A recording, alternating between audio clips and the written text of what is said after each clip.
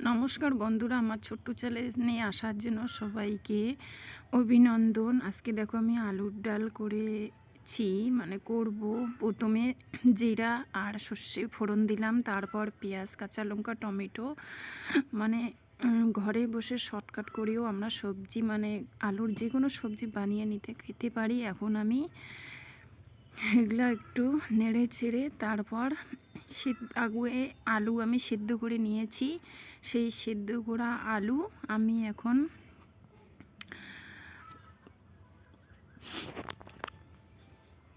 পেঁয়াজটা ভাজা ভাজা হচ্ছে। যদি সবজি না থাকে, তোমরা ঘরের আলু যদি থাকে, ডাল, মসুর ডাল, মুগ ডাল যদিও না থাকে, কিন্তু আলুর ডালও আমরা আগে সিদ্ধ করে নিয়ে এইভাবে ডাল রান্না করতে পারি। খেতে খুব ভালো লাগে। সাথে যদি একটু বেগুন ভাজা করে নেওয়া যায়, দেখবে খেতে অসাধারণ লাগে।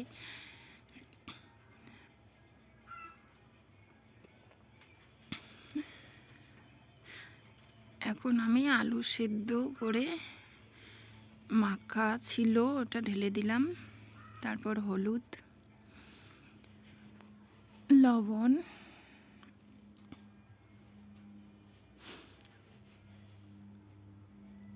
ধনেপাতা দিয়ে আমি নাড়াচাড়া করব ডালটাকে, সব কিছু মিক্স হওয়ার জন্য।